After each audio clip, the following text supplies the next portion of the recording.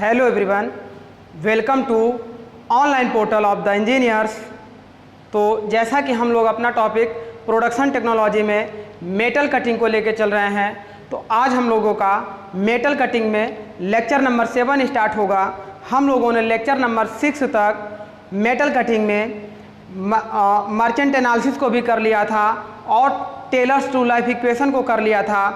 तो चलिए आज उसी के आगे हम लोग बढ़ते हैं। जैसा कि हम लोगों ने टेलर्स टू लाइफ इक्वेशन में मशीनिंग टाइम को निकाला था, तो अब देखते हैं कि उस टूल लाइफ पे कौन कौन से फैक्टर हमारे अफेक्ट करते हैं। तो जो हमने पढ़ा था Taylor's to life equation VT की पावर n = C, उससे रिलेटेड हम लोगों ने पिछले लेक्चर में बहुत सारे ऑब्जेक्टिव क्वेश्चन भी कर लिए थे। तो चलिए आज उसी के आगे स्टूडेंट बढ़ते हैं। देखिए सबसे पहले हमने एक हेडिंग यहाँ पे लिखा हुआ है फैक्टर अफेक्टिंग टूल लाइफ, मतलब टूल लाइफ को प्रभावित करने वाले कौन कौन से कारक होते हैं। तो आप जानते हैं कि अगर हम कटिंग स्पीड बहुत ज़्यादा बढ़ा दें तो उस समय भी हमारी टूल लाइफ क्या हो जाएगी, कम हो जाएगी। फीड को बढ़ा दें तो भी कम हो जाएगी, डेप्थ ऑफ कट को बढ़ा दें तो भी कम हो जाएगी। तो जिनसे मतलब जैसे फीड को घटाने से टूल लाइफ बढ़ेगी, फीड को बढ़ाने से टूल लाइफ घटेगी। तो इस तरीके के ऐसे फैक्टर हमारे होते हैं जो टूल लाइफ को इफेक्टिव करते हैं, यानी प्रभाव डालते हैं। तो चलिए उन्हीं सारे पॉइंट्स को देखते हैं। तो देखिए हमने कुछ पॉइंट यहाँ पे आपका नोट किया हुआ है। जैसे मैंने लिखा पॉइंट 1 कटिंग वेलोसिटी। तो आप जानते हैं कि कटिंग वेलोसिटी हम कम करते हैं तो टूल लाइफ बढ़ जाती है, कटिंग वेलोसिटी ज़्यादा करते हैं तो देखिए यहाँ पे ऐसे देखिए cutting velocity CV is inversely proportional to tool life. इस तरीके से इसको नोट कर लीजिए। सेकेंड पॉइंट हम लोगों ने देखा फीड। फीड का मतलब अगर हम टेलर्स टूल लाइफ की बात करें तो inversely proportional to feed. Next हम बात करते हैं फीड के बाद अगला पॉइंट हमारा डेप्थ ऑफ कट। अब हम जानते हैं अगर डेप्थ ऑफ कट को भी बढ़ाएंगे तो हमारी टूल लाइफ क्या होगी, घटेगी। डेप्थ ऑफ कट को हम T से या डेप्थ लिख दे रहे हैं, डेप्थ ऑफ कट। इस तरीके से ये हमारा डेप्थ ऑफ कट भी इनवर्सली प्रोपोर्शनल होता है टेलर्स टूल लाइफ के। नेक्स्ट पॉइंट देखिए हमने लिखा टाइप्स ऑफ मशीनिंग ऑपरेशन। अच्छा, टाइप्स ऑफ मशीनिंग ऑपरेशन का मतलब क्या होता है कि हम ऑर्थोगोनल मशीनिंग कर रहे हैं या ऑब्लिक मशीनिंग कर रहे हैं। अगर हम ऑब्लिक मशीनिंग करते हैं तो हमारी टूल लाइफ क्या होती है, बढ़ जाती है, और ऑर्थोगोनल मशीनिंग करते हैं तो टूल लाइफ हमारी कम हो जाती है। तो इसीलिए मशीनिंग ऑपरेशन भी टूल लाइफ पर डिपेंड करता है। नेक्स्ट पॉइंट देखिए यहाँ पे हमने लिखा micro structure grain size of workpiece. मतलब अब देखिए अगर उस वर्कपीस का ग्रेन साइज या माइक्रो स्ट्रक्चर बहुत स्मॉल होगा, छोटे साइज का होगा, तो मतलब उसकी कंप्रेसिव स्ट्रेंथ बहुत ज़्यादा होगी, और अगर उसका साइज बड़ा होगा माइक्रो स्ट्रक्चर तो उसकी कंप्रेसिव स्ट्रेंथ कम होगी। अब आप जानते हैं कि हम किसी मटेरियल को काटते हैं तो हम कौन सा कंप्रेसिव फोर्स लगाते हैं। तो इस तरीके से इसका माइक्रो स्ट्रक्चर भी इफेक्ट करता है टूल लाइफ के लिए। नेक्स्ट पॉइंट देखिए हमने लिखा हुआ है हार्डनेस ऑफ टूल। अच्छा, यहाँ से देखिएगा कि अगर टूल हमारा बहुत ज़्यादा हार्ड होगा, मतलब जितना टूल हमारा हार्ड होगा उतनी उसकी टूल लाइफ होगी। इसीलिए जब हम लोग पढ़ेंगे अभी टूल मटेरियल, तो जैसे हम लोग अगर हाई कार्बन स्टील का टूल बनाएंगे तो इससे ज़्यादा टूल लाइफ हमारी होती है सिरेमिक के मटेरियल की, और सिरेमिक से भी ज़्यादा हार्ड हमारा टूल होता है सिरेमिक से पहले कार्बाइड होगा, कार्बाइड के बाद सिरेमिक होगा।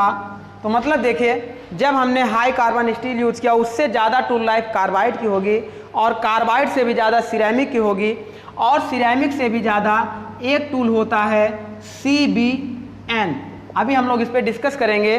CBN का मतलब क्यूबिक बोरॉन नाइट्राइड होता है, और उससे भी ज़्यादा जो हमारी स्ट्रेंथ होती है वो डायमंड की होती है।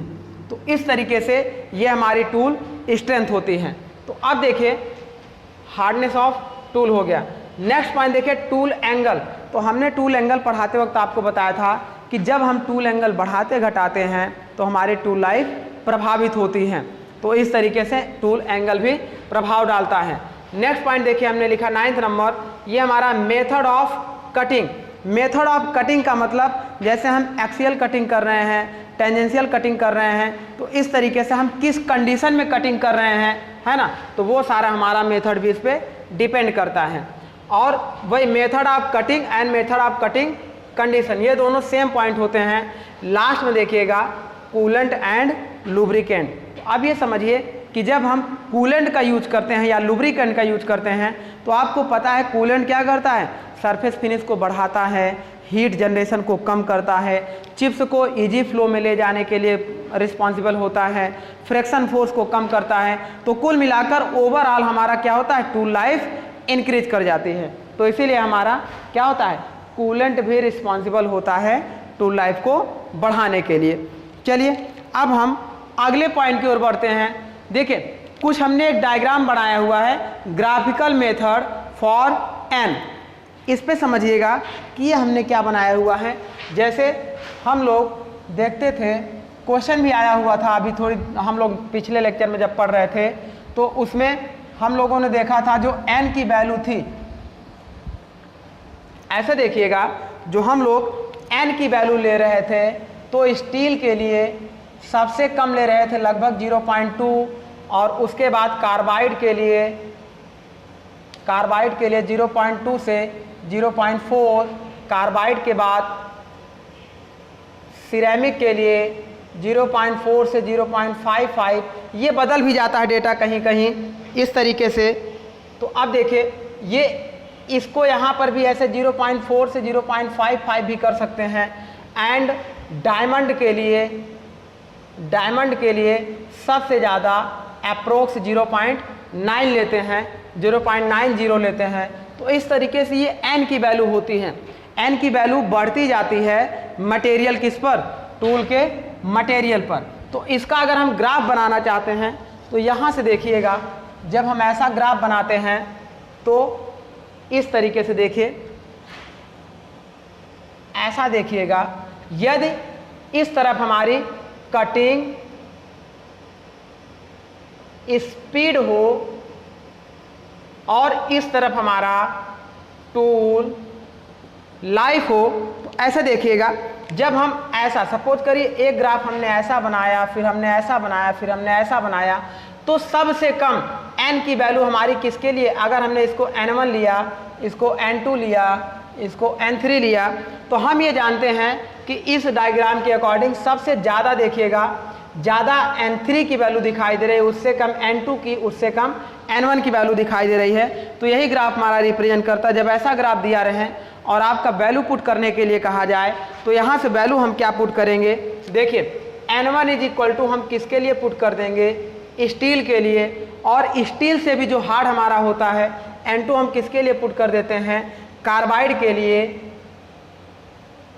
और n3 हम किसके लिए पुट कर देंगे, सिरेमिक के लिए। तो इस तरीके से ये वैल्यू हम पुट कर देते हैं स्टील, कार्बाइड और सिरेमिक के लिए। तो यही ग्राफ आपका पूछा जा सकता है कि इस ग्राफ में n1, n2, n3 का नाम बताइए।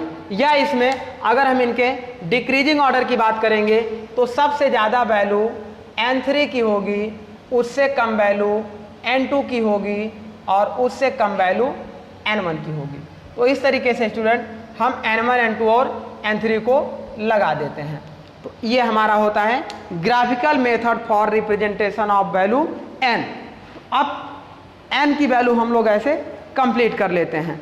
चलिए n के बाद देखिए, ये क्वेश्चन पूछा गया इसीलिए आपको डिस्कस कर रहे हैं। एक n के बाद हम लोग एक हेडिंग डाले हैं ब्रेक इवन पॉइंट। आइए इस पे डिस्कस करते हैं ये क्या होता है। देखिए नेक्स्ट पॉइंट हमारा पड़ा हुआ है यहाँ पे, ब्रेक इवन पॉइंट। इसको बोलते हैं BEP, इसको BEP बोलते हैं। आप समझते हैं कि ये क्या होता है हमारा, अभी इस ग्राफ पे डिस्कस करेंगे। पहले ये जानते हैं कि हमारा ब्रेक इवन पॉइंट क्या होता है।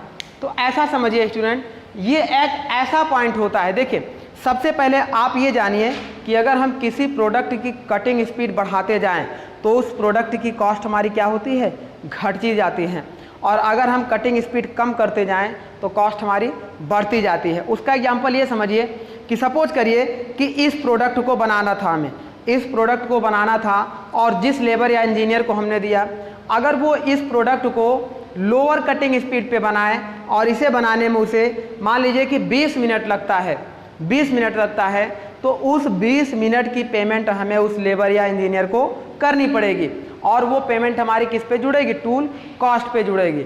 दूसरी बात, अगर वही लेबर इस प्रोडक्ट को कटिंग स्पीड बढ़ाकर 20 मिनट की बजाय 10 मिनट में या 5 मिनट में बना ले तो हमें इसकी पेमेंट 5 मिनट की ही करनी पड़ेगी, तो हमारी कॉस्ट क्या हो जाएगी, कम हो जाएगी। तो इस तरीके से आपने देखा कि जब हम कटिंग स्पीड बढ़ाते हैं तो हमारी प्रोडक्ट कॉस्ट क्या होती है, रिड्यूस होती है। तो अब देखिए यहाँ पे क्या होता है कि ब्रेक इवन पॉइंट क्या होता है। अच्छा देखिए, एक ऐसा भी पॉइंट होता है किसी भी प्रोडक्शन के लिए कि जब हम किसी चीज़ को बनाते हैं तो उसकी एक मिनिमम कॉस्ट आती है, उसकी एक, देखिए सबसे पहले जो मिनिमम कॉस्ट आती है उसे हम बोलते हैं प्रोडक्ट कॉस्ट। प्रोडक्ट कॉस्ट, मान लीजिए कि इस मार्कर को बनाने में मेरा प्रोडक्ट कॉस्ट आया 100 रुपये, 100 रुपये, और अगर इस मार्केट में इसे हम मार्केट में सेल करें और इसकी सेलिंग प्राइस भी 100 रुपये ही हो, 100 रुपये ही हो, तो उस समय हमारा देखिएगा जो प्रोडक्ट कॉस्ट होगा या जो प्रोडक्शन कॉस्ट होगा वो बराबर हो जाएगा सेलिंग प्राइस के, प्राइस के। इसका मतलब इस समय हमें क्या होगा, no loss and no profit. जब स्टूडेंट ऐसी कंडीशन आ जाए कि हमारे प्रोडक्शन का रेट मार्केट के प्राइस से बराबर हो जाए, मतलब नो प्रॉफिट नो लॉस की कंडीशन आ जाए, तो ऐसे ही पॉइंट को हम बोलते हैं ब्रेक इवन पॉइंट। ऐसा पॉइंट जहां पर नो लॉस नो प्रॉफिट का प्रोडक्शन हो तो उसे हम बोलते हैं ब्रेक इवन पॉइंट। अब देखिए, अगर हमारा ऐसे देखिएगा प्रोडक्शन कॉस्ट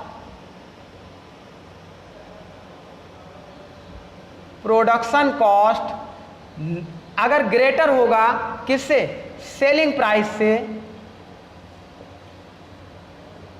तो उस समय हमारा क्या होगा, देखिए लॉस होगा, लॉस होगा।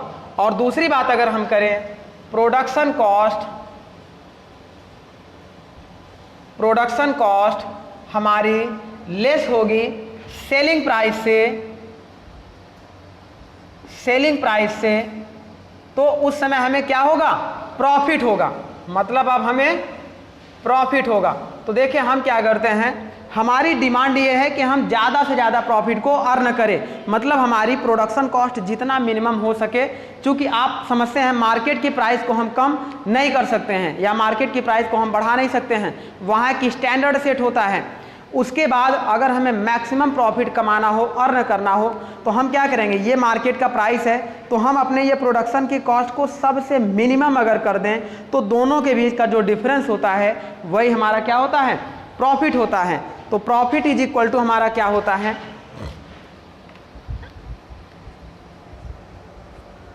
देखिए अगर हम प्रॉफिट की बात करते हैं तो प्रॉफिट इज इक्वल टू हमारा होता है, देखिए सेलिंग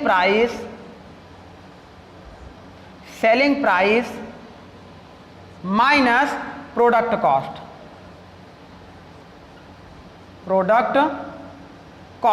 तो इस तरीके से ये हमारा प्रॉफिट यहां से निकल जाता है। अब हमारी सेलिंग प्राइस हमारी क्या होती है, कांस्टेंट होती है। देखिए यहां से देखिए selling price will be always constant. तो अगर हमें प्रॉफिट को बढ़ाना हो तो हम क्या करें, प्रोडक्शन कॉस्ट को हमेशा रिड्यूस कर देंगे। तो इस तरीके से ये हमारा होता है। लेकिन जिस पॉइंट पर प्रोडक्शन कॉस्ट और सेलिंग कॉस्ट बराबर हो जाए उस समय नो लॉस नो प्रॉफिट होगा, तो ऐसे पॉइंट को हम बोलते हैं break even point, BEP, simple सा इसका डिफिनेशन है। अब इसको हम लोग थोड़ा सा ग्राफिकल मेथड से समझते हैं। देखिए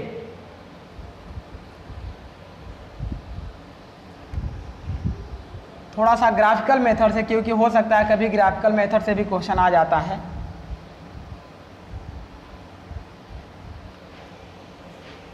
चलिए सपोज करिए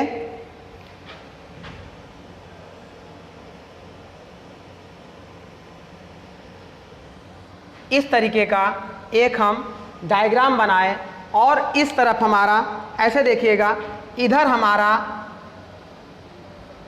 टी हो मशीन टाइम और इधर हमारा कटिंग वेलोसिटी वी हो। हम लिख दें वेलोसिटी और ये हम लिख दें मशीन टाइम।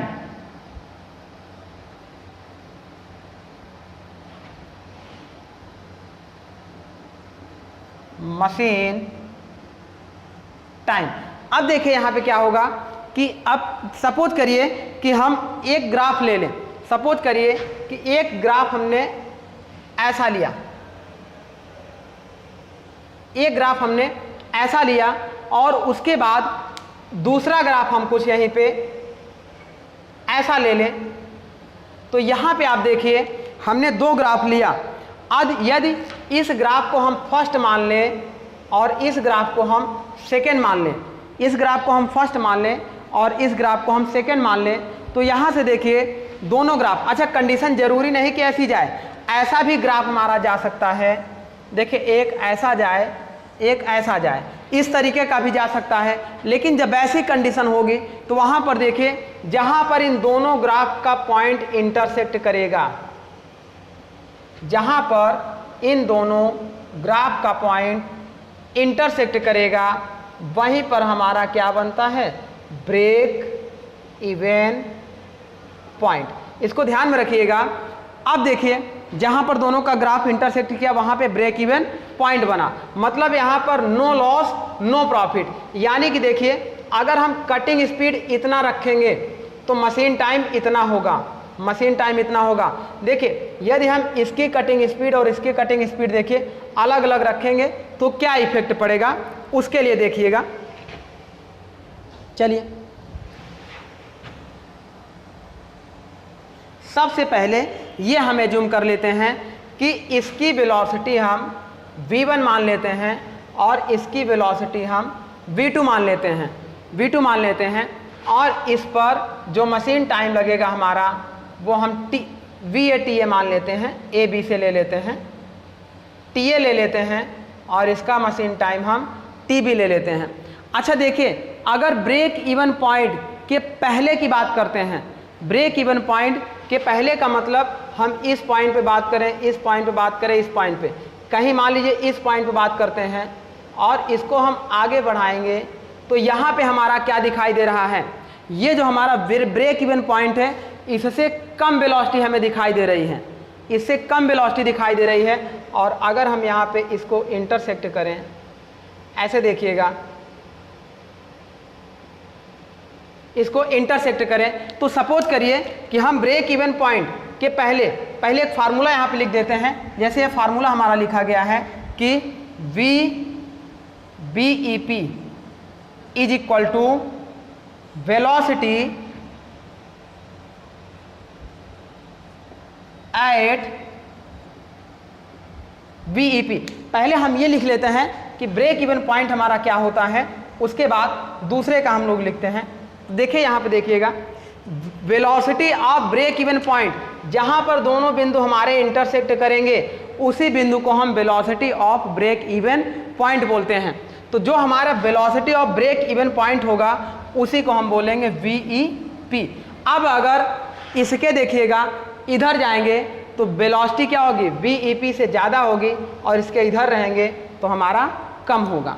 चलिए अब इस पे हम ग्राफिकल मेथड से अगर हम देख लेते हैं तो सपोज करिए इफ पॉइंट 1, इफ वेलोसिटी अगर हम क्या करें कम कर दें, देखिए इधर से हम इधर की तरफ आ जाएं, वेलोसिटी हम कम कर दें, मतलब यहाँ पे आ गए, यहाँ पे आ गए, तो हमारा क्या हो जाएगा, velocity is less than velocity of break even point. यदि हम ब्रेक इवन पॉइंट से कम वेलोसिटी ले लें तो उस समय क्या होगा, जो हमारा टूल टाइम होगा, मशीन टाइम होगा। देखिए ये इसके लिए हमारा TA होगा, ये ग्राफ 1 के लिए जहाँ पे इंटरसेक्ट करेगा, और ग्राफ B के लिए हमारा क्या हो जाएगा, TB हो जाएगा। अच्छा देखिए TA हमारा कम हो जाएगा, इतना ही देखिएगा डिस्टेंस लग रहा है, और TB हमारा इतना हो जाएगा। जब हम यहाँ पे बात कर रहे हैं velocity is less than velocity of break even point, इसके इधर की बात कर रहे हैं, देन बस यही आपको पॉइंट याद करना है। ये TA हमारा देखिए यहाँ से 1 का यहाँ पे इंटरसेक्ट करेगा तो ये हो गया TA, और यहीं पे देखिए 2 का यहाँ पे इंटरसेक्ट करेगा तो ये हमारा TB। तो TA हमारा क्या हो जाएगा, less than, TA is less then TB। तो एक पॉइंट आपको ये ध्यान रखना है। और दूसरे पॉइंट पे हम लोग बात करते हैं। देखिए सेकेंड नंबर पॉइंट की बात करेंगे। यदि ब्रेक इवन पॉइंट से ज़्यादा वेलोसिटी करनी हो तो मतलब हमें क्या होना पड़ेगा, यहाँ पे कहीं आना पड़ेगा। तो अगर हम यहाँ की बात कर लें, ये ग्राफ मान लीजिए हमारा कुछ ऐसा जा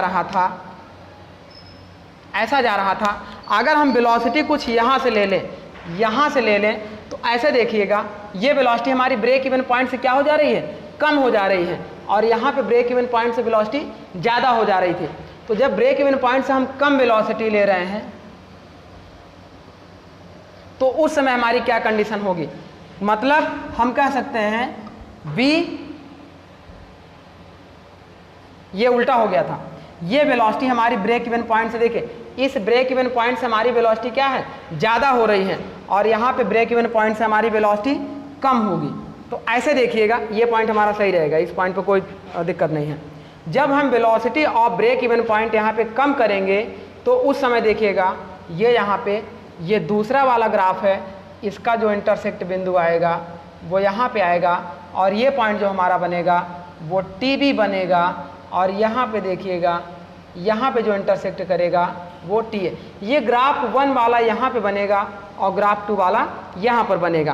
तो जब हम क्या करेंगे, velocity is less than break even velocity VBEP, then तब हमारा क्या बनेगा, देखिए ये TB हो गया, तब हमारा क्या बनेगा, अब TB हमारा कम है, TB इतना है और TA इतना है, तो TB is less then TA। तो ये दो पॉइंट आप केवल याद रखिएगा।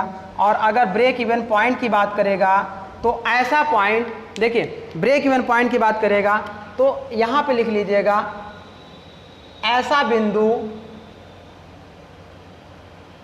जहाँ पर देखिए जहाँ पर हमारा क्या हो, सेलिंग प्राइस, और जहाँ पर हमारी प्रोडक्ट कॉस्ट और सेलिंग प्राइस हमारी क्या हो, इक्वल हो। तो ये लाइन आप याद रखिएगा, उस बिंदु को हम ब्रेक इवन पॉइंट कहते हैं। तो इस तरीके से ये ग्राफ याद रख लीजिएगा, और ये बस ये दो इम्पॉर्टेंट फार्मूले याद रखिएगा। चलिए आगे की बात करते हैं। नेक्स्ट टॉपिक हम लोग डिस्कस करते हैं मशीनेबिलिटी क्या होती है, यानी कि मशीनिंग क्षमता। तो इसे रिमूव करते हैं, नेक्स्ट पॉइंट हम लोग डिस्कस करेंगे मशीन एबिलिटी।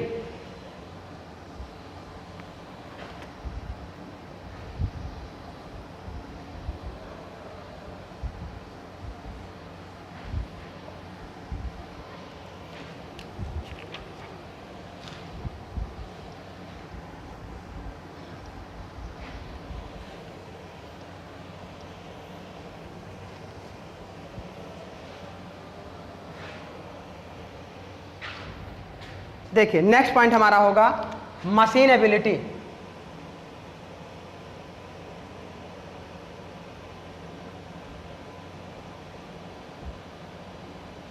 मशीनिंग क्षमता जिसे हम बोलते हैं। तो ये क्या होता है कि मिनिमम कॉस्ट में बेटर सरफेस फिनिश को अचीव करते हुए जो हम प्रोडक्शन करते हैं वही हमारी क्या कहलाती है, मशीन एबिलिटी या मशीनिंग क्षमता कहलाती है। मतलब कम से कम कास्ट में अधिक से अधिक प्रोडक्शन करें और क्वालिटी के साथ प्रोडक्शन करें, तो ऐसे प्रोडक्शन को हम बोलते हैं मशीन एबिलिटी। अब यहाँ से आपको एक एग्जांपल देते हैं कि जैसे प्रोडक्टिविटी आप समझते हैं, प्रोडक्शन एंड प्रोडक्टिविटी। तो पहले आपको यहाँ से डिफरेंस समझा दें, difference between production and productivity. तो पहले इन दोनों को समझ लीजिए, फिर आपको मशीनेबिलिटी समझ में आ जाएगी। यदि हम प्रोडक्शन की बात करेंगे, यदि हम प्रोडक्शन की बात करेंगे तो प्रोडक्शन का मतलब हमारा क्या होता है, जो किसी प्लांट में हम किसी ऑब्जेक्ट को वन फॉर्म से अनदर फॉर्म में कन्वर्ट कर रहे हैं, तो जो हमारा यूजेबल प्रोडक्ट बन रहा है उसी को हम बोलते हैं प्रोडक्शन, है ना। मटेरियल देखिएगा, object manufacture by machine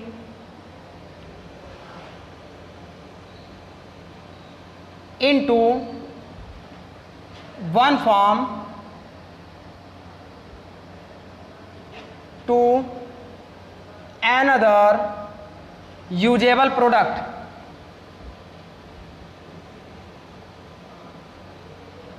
usable product is called production।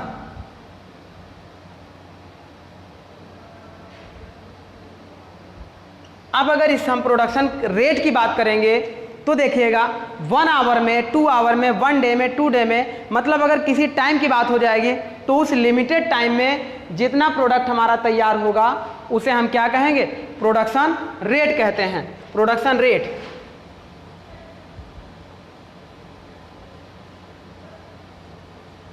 Production rate, production rate का मतलब क्या होता है, production with respect to time, है ना, production with reference to time. Object number of object, ऐसे देखिएगा, नंबर ऑफ ऑब्जेक्ट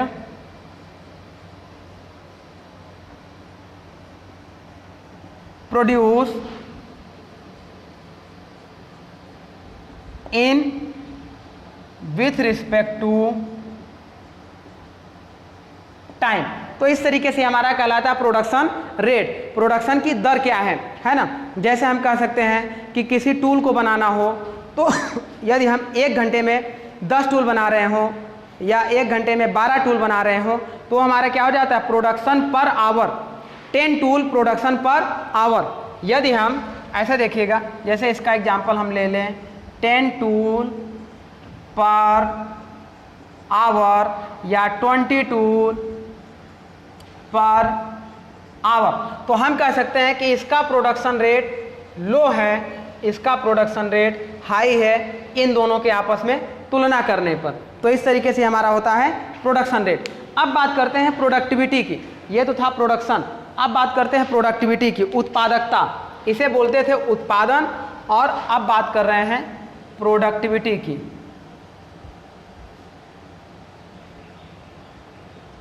प्रोडक्टिविटी मतलब उत्पादकता।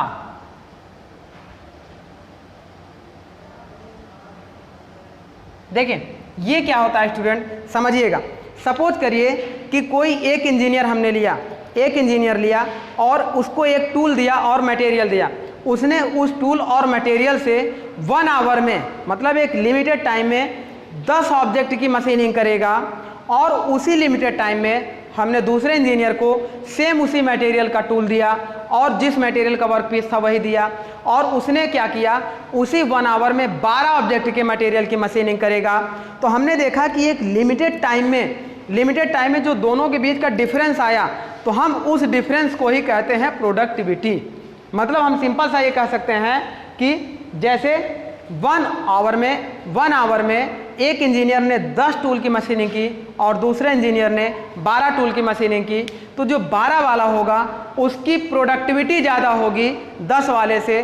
प्रोडक्शन तो ज़्यादा होगा, लेकिन अगर रेट ऑफ प्रोडक्शन की बात करेंगे तो वो भी ज़्यादा होगा 1 आवर में, और प्रोडक्टिविटी भी ज़्यादा होगी। तो इस तरीके से हमारा क्या होता है, प्रोडक्टिविटी, ये हमारा होता है प्रोडक्शन रेट।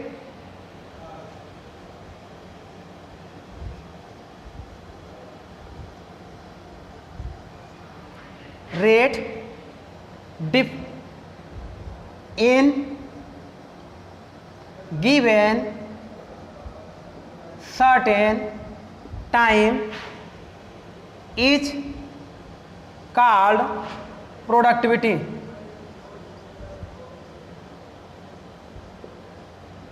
इस तरीके से हमारा प्रोडक्टिविटी कहलाता है। मतलब एग्जाम्पल अगर हम ले लें, इफ वन बॉट, देखिए, if one engineer making 10 tool in 1 hour. दूसरा हम बात करते हैं, सेकेंड इंजीनियर मेकिंग 12 टूल, 12 हो गया, 15 हो गया, जो भी हो गया, इन 1 आवर, सिमिलर टाइम में, सेम वही ऑब्जेक्ट का यूज करके उन्होंने बनाया। तो हम कह सकते हैं so we called second engineer productivity is, second engineer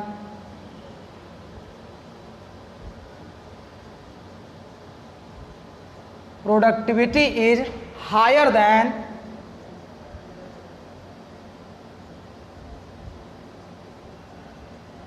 first engineer. पहले वाले इंजीनियर के रेफरेंस में सेकंड वाले इंजीनियर की प्रोडक्टिविटी हमारी क्या होगी? हाई होगी। तो इस तरीके से हमारा होता है प्रोडक्टिविटी। अब मशीनेबिलिटी की बात कर रहे हैं, तो जो हमने प्रोडक्टिविटी की बात की, तो जब हमारी प्रोडक्टिविटी बढ़ती है तो हमारी मशीनेबिलिटी भी क्या होती है? बढ़ती है। तो मशीनेबिलिटी का डायरेक्ट रिलेशन होता है प्रोडक्टिविटी से। तो चलिए अब मशीनेबिलिटी की बात कर लेते हैं, मशीनिंग क्षमता की बात कर लेते हैं।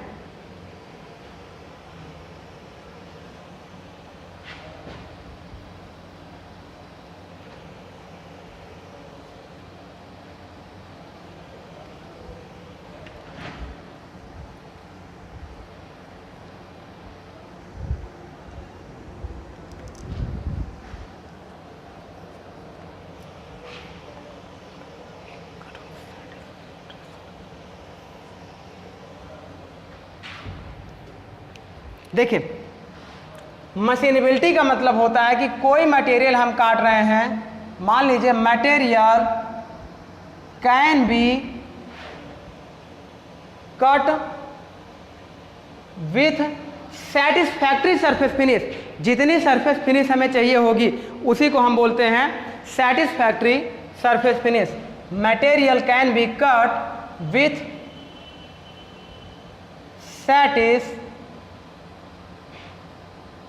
फैक्ट्री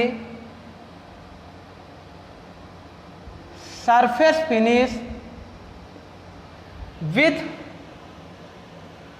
मिनिमम कॉस्ट, सबसे कम कॉस्ट में, low cost, with minimum cost is called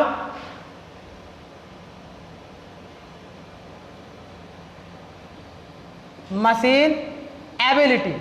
इस तरीके से मशीन एबिलिटी हमारी होती है कि कम कास्ट में, देखिए मैंने लिखा मटेरियल कैन बी कट, किसी मटेरियल को काटना हो, जैसे हमारा मटेरियल हो गया इस तरीके से, अब इसे काट के हमें यहाँ तक ऐसा बनाना था, तो अब जो ये हमने टूल लगाया और इसे आगे बढ़ाया, इसे रोटेट कराया, तो अब ये जो हमारा यहाँ से लेके यहाँ तक कट किया, इसे काटने में कम समय लगे और इसकी जो सरफेस फिनिश हो बेटर हो और इसे काटने में प्राइस भी कम लगे, तो इस तरीके से हम कह सकते हैं कि इसकी मशीनेबिलिटी क्या होगी? बेटर होगी।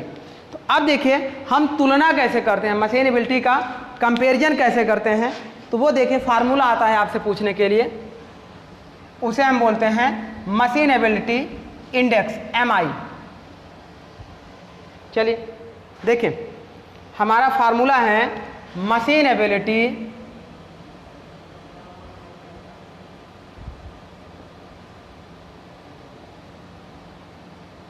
मशीनेबिलिटी इंडेक्स, इसे हम लोग बोलते हैं MI का मतलब मशीनेबिलिटी इंडेक्स होता है। तो ये इंडेक्स क्या होता है कि जैसे एक दिए गए निश्चित समय में हम किसी एक स्टैंडर्ड वर्कपीस की मशीनिंग करते हैं, तो उसकी तुलना में जब हम किसी अदर मटेरियल की मशीनिंग करेंगे, तो सपोज करिए कि हम कोई स्टील हो गया, मान लीजिए किसी स्टील को हमने स्टैंडर्ड मान लिया, और स्टील को मानते भी हैं क्योंकि स्टील एक बेटर यूजेबल प्रोडक्ट होता है ना। तो सपोज करिए कि एक स्टील की शाफ्ट हमारी हो जाए और उसे मशीन करने में जितना समय लगे या जितना प्राइस लगे, अब उसकी तुलना में उसी साइज के दूसरे मटेरियल के वर्कपीस को जब हम लेके आएंगे और उसकी मशीनिंग करेंगे, तो उसमें हमें क्या होगा, उसके रिफरेंस में, स्टील वाले मटेरियल के रिफरेंस में, मान लीजिए ये कार्बाइड का मटेरियल हो, सिरेमिक का हो, तो इसमें इससे या तो ज़्यादा टाइम लग सकता है या कम टाइम लग सकता है। तो इन्हीं दोनों के रेफरेंस के अनुपात को हम मशीनेबिलिटी इंडेक्स कहते हैं। तो इसका सीधा सा फार्मूला आता है, ये फार्मूला आता है, जैसे देखिएगा, machinability index MI is equal to, यदि हम मशीनेबिलिटी इंडेक्स की बात करेंगे तो ये होता है कटिंग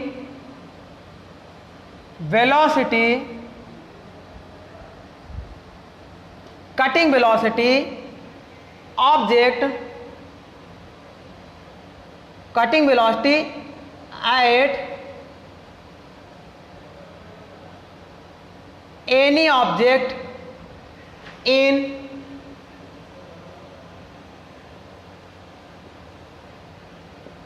सर्टेन टाइम का मतलब 10 मिनट, 20 मिनट, 50 मिनट, जो भी एक लिमिटेड टाइम हो जाएगा उसी को हम सर्टेन टाइम कहते हैं।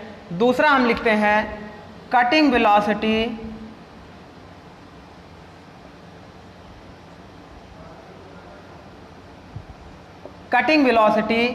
Of standard workpiece in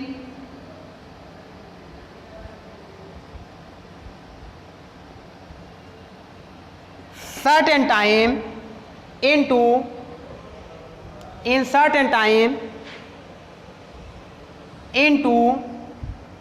100 is called machinability index.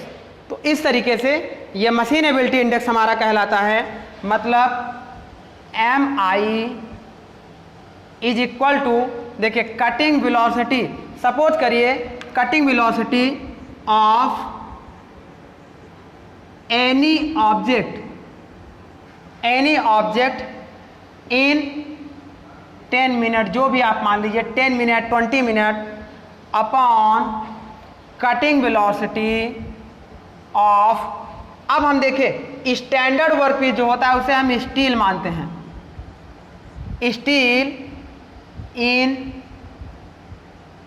10 minute into 100 is called machinability index. तो हम देखें जब किसी वर्कपीस के मटेरियल की मशीनिंग करेंगे तो 10 मिनट या 20 मिनट में एक लिमिटेड टाइम फिक्स कर लेते हैं। उस टाइम में जितना हमारा कटिंग वेलोसिटी होगा, अपॉन में एक स्टील को हम 10 मिनट में कटिंग वेलोसिटी से डिवाइड कर लेंगे, इंटू 100 का मल्टीप्लाइड कर देंगे, तो ये हमारा मशीनेबिलिटी इंडेक्स आ जाता है। ये केवल इसी फार्मूले पे आता है क्वेश्चन, यही फार्मूला याद रखिएगा। चलिए नेक्स्ट हम बात करते हैं।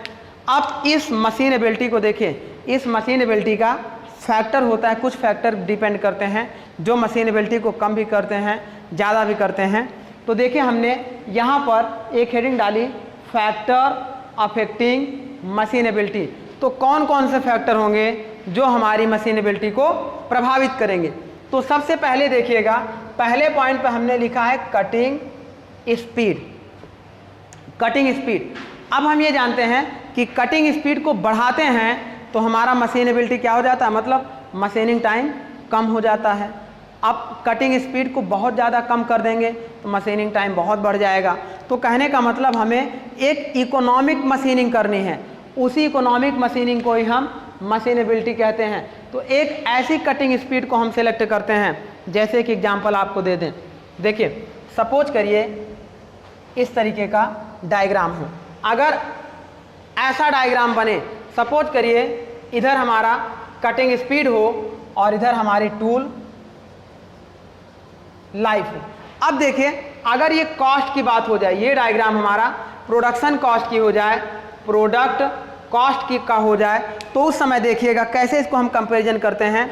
सपोज करिए कि इतनी कटिंग स्पीड हो तो टूल लाइफ हमारी इतनी होगी, इतनी कटिंग स्पीड हो तो इतनी टूल लाइफ होगी, इतनी कटिंग स्पीड हो तो इतनी टूल लाइफ होगी।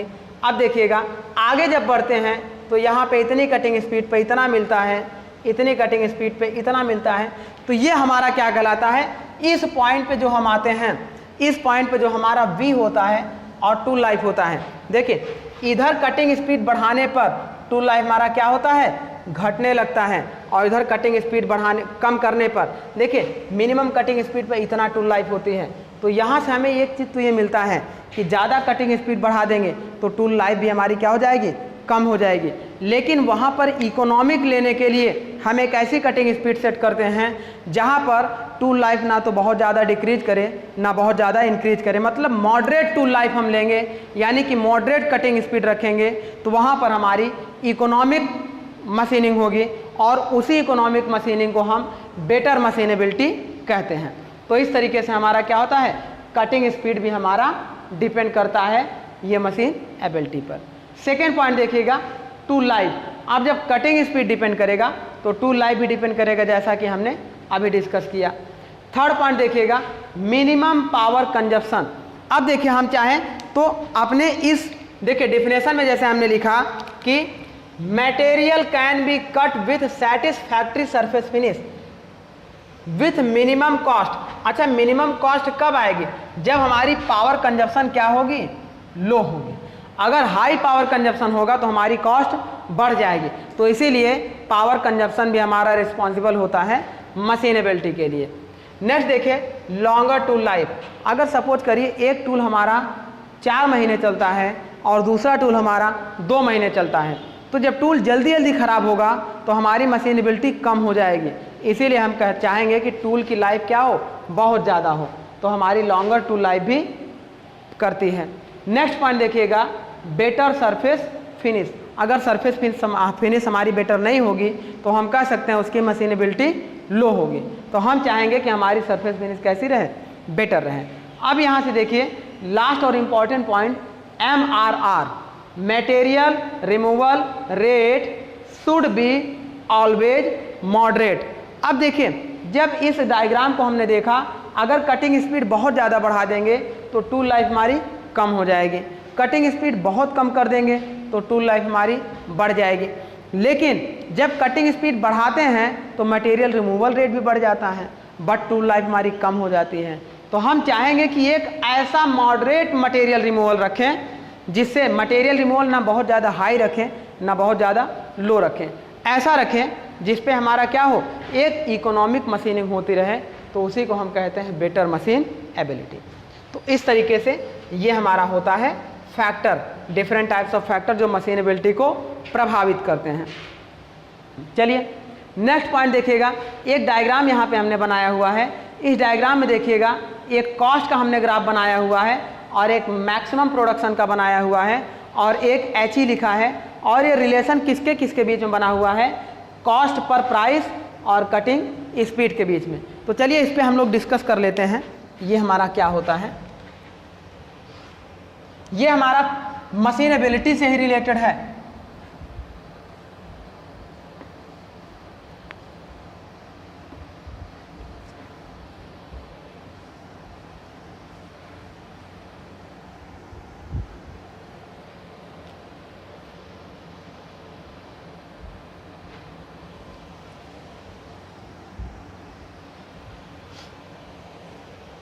चलिए देखें अब हम क्या करते हैं, सपोज करिए कि ऐसे देखिए एक ग्राफ हमने बनाया, यहाँ से इस तरीके का ग्राफ बनाया। अगर इस तरफ हमारी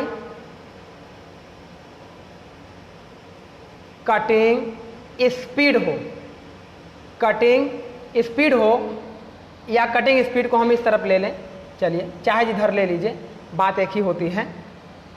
हम इधर ले लेते हैं कटिंग स्पीड ले लें, और इस तरफ हम ले लें कॉस्ट पर पीस। मतलब यहां पर रहेंगे तो एक पीस की कास्ट कम होगी, यहां पर रहेंगे तो एक पीस की कास्ट और ज़्यादा हो जाएगी, यानी कि हम जितना ऊपर जाएंगे उसकी कॉस्ट पर पीस बढ़ती जाएगी।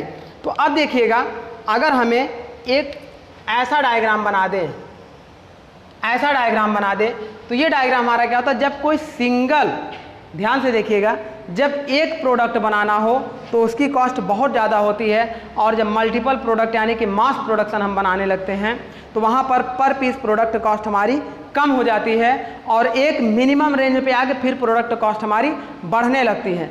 क्यों बढ़ने लगती है? जैसे मैंने बताया, सपोज करिए कि जब हम कटिंग स्पीड लो रखेंगे, मान लीजिए 10 मीटर पर सेकेंड रखा, 10 मीटर पर मिनट, और एक हमने 50 मीटर पर मिनट रखा, और एक हमने 100 मीटर पर मिनट रखा।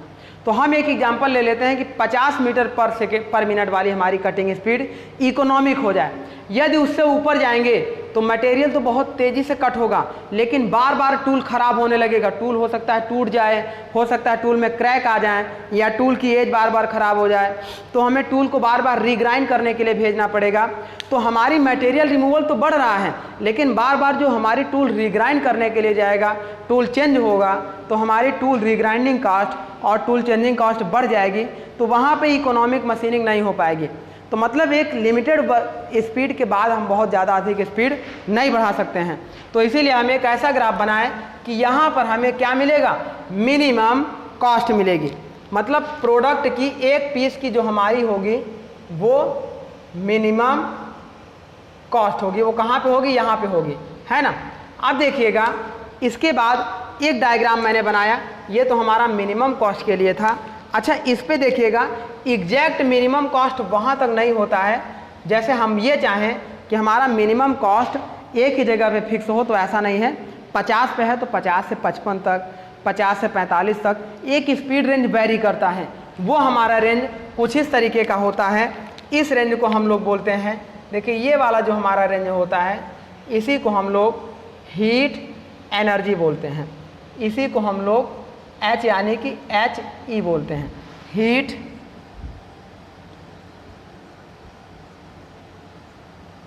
एनर्जी, HE बोलते हैं। आप उसी हीट एनर्जी को या उसी हाई एनर्जी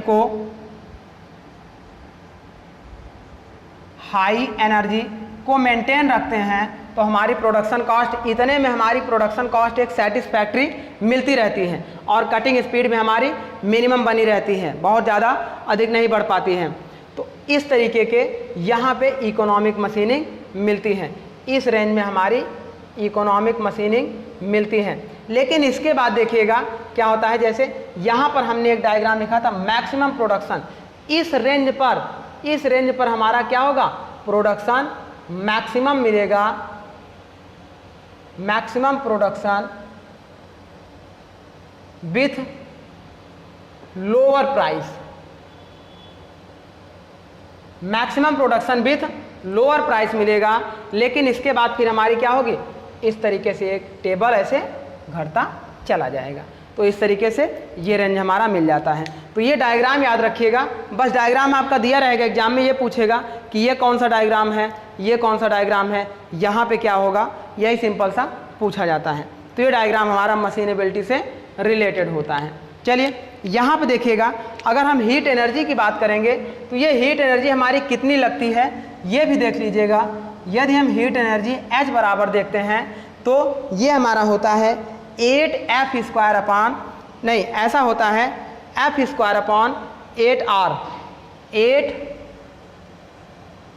8F², ये होता है F² 8R होता है। एनर्जी जो हमारी होती है, हीट एनर्जी हमारी जो यहाँ मिनिमम पावर कंजप्शन के लिए लगती है, वो कितनी लगती है, F² 8R। Where F is equal to हमारा होता है feed per revolution and R is equal to हमारा होता है नोज रेडियस। तो ये भी फार्मूला याद रखिएगा, कभी कभी पूछ लेता है। तो हीट अगर हमें निकालना हो, इस रेंज की हीट निकालनी हो, तो H is equal to F square upon 8 R होता है। तो इस तरीके से ये हमारा कंप्लीट होता है मशीनेबिलिटी इंडेक्स। अब चलिए देखिए हम थोड़ा सा आगे बढ़ते हैं। एक डायग्राम ये आपको देखिए बना हुआ दिखाई दे रहा है। ये बहुत ही इंपॉर्टेंट डायग्राम है, बहुत बार आता है। ये डायग्राम ही आपका आ जाता है और सीधे इस पर नाम पूछता है। तो चलिए अब इस डायग्राम पे हम लोग डिस्कशन करते हैं कि ये डायग्राम हमारा क्या होता है।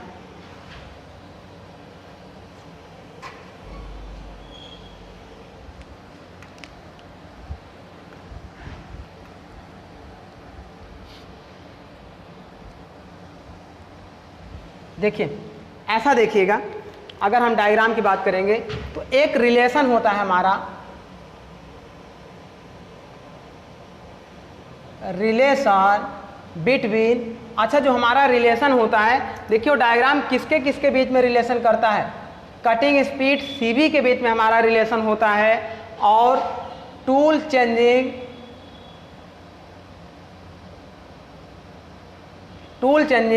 और टूल रीग्राइंडिंग के बीच में ये हमारा रिलेशन होता है। और एक पॉइंट और यहाँ पे होता है, जैसे देखिएगा graphical analysis between cutting speed product cost tool changing. तो यहाँ पे एक पॉइंट और होता है हमारा प्रोडक्ट कॉस्ट। ये कई बार पूछा गया है और इम्पॉर्टेंट है, पूछा जाता है। तो इसमें देखिएगा हम लोग कैसे करते हैं। पहले समझिए कि कटिंग स्पीड क्या होती है, टूल चेंजिंग कॉस्ट और टूल रीग्राइंडिंग कॉस्ट क्या होती है। तो जब हमने आपको टूल लाइफ के बारे में बताया था, तो हमने टूल लाइफ के बारे में क्या बताया था कि tool time between two successive regrind. इसका मतलब क्या हुआ कि जैसे देखिए ये हमारे पास टूल हो जाए इस तरीके से। अब इस टूल की जो कटिंग एज है, ये कटिंग एज है। सपोज करिए कि एक बार हमने इसको ग्राइंडर पे इस कटिंग एज को शार्प किया और मशीनिंग करते करते इसकी एज डल हो जाएगी। डल होने के बाद जब दोबारा इसको हम ग्राइंडर पे भेजकर शार्प करेंगे तो इन दोनों ग्राइंडर के बीच के टाइम को हम कहते हैं टू सक्सेसिव रीग्राइंड। तो हम ग्राइंडिंग करने के लिए भेजेंगे तो जहाँ पे इस टूल की ग्राइंडिंग होगी वहाँ पर कुछ ना कुछ कॉस्ट लगेगी, तब वो इंजीनियर हमें ग्राइंड करके देगा। तो उसी कॉस्ट को हम बोलते हैं टूल रीग्राइंडिंग कॉस्ट। नेक्स्ट बात करते हैं tool changing cost. Tool changing cost. अब देखिएगा जब हम वर्कपीस को रीग्राइंड करने के लिए भेजते हैं तो उससे पहले वर्कपीस को हम क्या करेंगे, टूल को हम चेंज करेंगे। तो अब टूल चेंज करेंगे तो जो हमारा इंजीनियर वर्क कर रहा होगा या तो उसी से चेंज करवाएंगे या दूसरे आदमी को बुलाकर चेंज करवाएंगे। तो जितना पीरियड उसे चेंज करने में लगता है वो टाइम भी हमारा उस कॉस्ट को इंक्रीज कर देता है। और दूसरी बात, उसे हम चेंज करने के लिए बुला रहे हैं तो वो भी अपना टूल चेंजिंग का एक कॉस्ट लेता है, उसकी भी एक मिनिमम सैलरी होती है। तो वहाँ पर वो जो टूल को चेंज करेगा उस कॉस्ट को हम बोलते हैं टूल चेंजिंग कॉस्ट। अब सपोज करिए कि जब हम किसी न्यू टूल को, मान लीजिए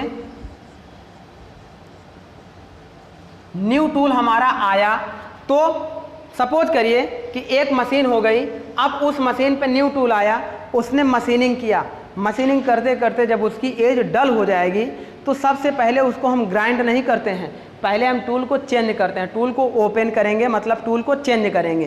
तो पहले चेंजिंग कास्ट को हम ऐड करेंगे, फिर उसके बाद हम क्या करते हैं, जब टूल को ग्राइंडर पे भेजते हैं तब वहाँ पर हम टूल ग्राइंड कास्ट को ऐड करते हैं। और एक चीज़ देखिएगा, कोई भी वर्कपीस या मटेरियल हम मशीनिंग करते हैं तो हम बार बार टूल को चेंज करते हैं, बार बार, मतलब ये टूल चेंजिंग कॉस्ट। अगर हम बात करें, एक ग्राफ की बात करें, देखिए टूल चेंजिंग कॉस्ट में ऐसे मान लीजिए, ऐसा हम एक डायग्राम बनाएं और इस डायग्राम का रिलेशन हम लिख दें टोटल टाइम पर प्राइस। देखिए यहाँ पर हम इधर लिख दें टोटल टाइम पर प्राइस और इधर हम लिख दें कटिंग स्पीड। तो एक चीज़ देखिएगा, ये टूल चेंजिंग यहाँ से नहीं शुरू होगी। पहला टूल हमारा लगेगा, वो कुछ देर काम करेगा, फिर ये टूल क्या होगा, चेंजिंग कॉस्ट लगातार ऐसे बढ़ती चली जाएगी। हर बार हमें टूल को चेंज करना होता है, तो इस तरीके से टूल चेंजिंग कॉस्ट हो जाती है। अब जब टूल चेंज होगा तो टूल रीग्राइंड भी होगा, तब दोबारा टूल रीयूज होगा। तो टूल चेंजिंग के बाद टूल रीग्राइंडिंग कॉस्ट होती है, और बार बार हम टूल को रीग्राइंड करते हैं तो रीग्राइंडिंग कॉस्ट भी हमारी लगातार क्या होती है, इंक्रीज करती जाती है। तो इस तरीके से ये दूसरा ग्राफ हमारा अगर हम बात करें तो ये होता है टूल रीग्राइंडिंग कॉस्ट होती है। तो अब हम क्या करें, इन सबको स्टडी करते हैं एक इस डायग्राम पे, जो डायग्राम हमारा बना हुआ है।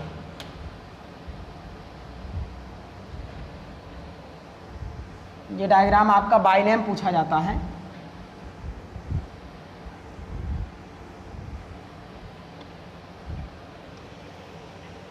देखिए, एक हम ऐसा ग्राफ बना लें, इस तरीके का ग्राफ बना लें, और ग्राफ में इस तरफ हम लिख दें टोटल टाइम यहाँ पे लिख दे रहे हैं टोटल टाइम पर पीस। एक पीस बनाने में कुल कितना टाइम लगेगा उसकी हम बात कर देंगे, और यहाँ पर हम ले लें कटिंग स्पीड। तो ऐसा देखिएगा, एक यहाँ पे ग्राफ हमने दिखाया हुआ, थोड़ा सा देखिए इतना टाइम ले लिया, लेकिन यहाँ पे नॉन प्रोडक्शन टाइम होता है, मतलब एक ऐसा मिनिमम टाइम होता है जहाँ से प्रोडक्शन स्टार्ट होता है। एग्जैक्ट हम जीरो से नहीं स्टार्ट करते हैं।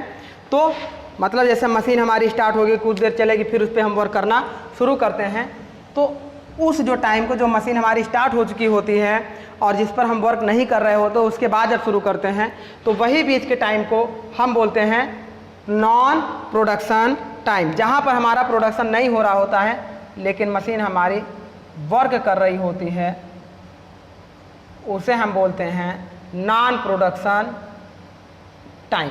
अब देखिएगा, दूसरी बात देखिएगा, जब मशीनिंग कॉस्ट होती है तो देखिए कटिंग स्पीड जब हम बढ़ाते जाते हैं, अगर हम इतनी कटिंग स्पीड रखेंगे तो कॉस्ट बहुत ज़्यादा होती है, इतनी कटिंग स्पीड रखेंगे तो कॉस्ट कम हो जाएगी। तो एक डायग्राम हमारा कुछ इस तरीके से आता है, इस तरीके से आता है। जहाँ भी आपका इस तरीके का डायग्राम दिखेगा तो हमेशा समझ जाइएगा, अगर ऊपर से नीचे की ओर ऐसा पैराबोला बन के जा रहा है तो मतलब ये हमेशा हमारा डायग्राम रहेगा मशीनिंग कॉस्ट का। और मशीनिंग कॉस्ट कब, जब ये कटिंग स्पीड हो और ये प्राइस की बात करें तो हमारा क्या हो, कम कटिंग स्पीड पे प्राइस बहुत ज़्यादा होगी। कटिंग स्पीड इतनी हो जाएगी, प्राइस इतनी हो जाएगी, कटिंग स्पीड इतनी प्राइस हो जाएगी। इसका मतलब आप ऐसे चले जाएंगे तो क्या कटिंग स्पीड बढ़ाते बढ़ाते प्राइस जीरो हो जाएगी? तो ऐसा नहीं होगा, वो एक आइडियल कंडीशन की बात हो जाएगी। आइडियल कोई चीज़ पॉसिबल नहीं है। तो इस तरीके से इस ग्राफ को, जो हमारा ये ग्राफ होता है, इसको हम बोलते हैं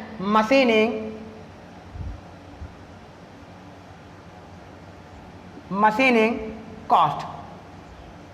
इस तरीके से जहां भी आपको ऐसा ग्राफ दिखेगा वो ग्राफ हमारा हो जाएगा मशीनिंग कॉस्ट। अब दूसरी बात करते हैं, इस मशीनिंग कॉस्ट से हमारा देखिएगा जहां पे नॉन प्रोडक्टिव रहता है वहीं से एक हम ग्राफ लेके चलते हैं, ऐसा, ये बिल्कुल ऐसा लेके चलते हैं,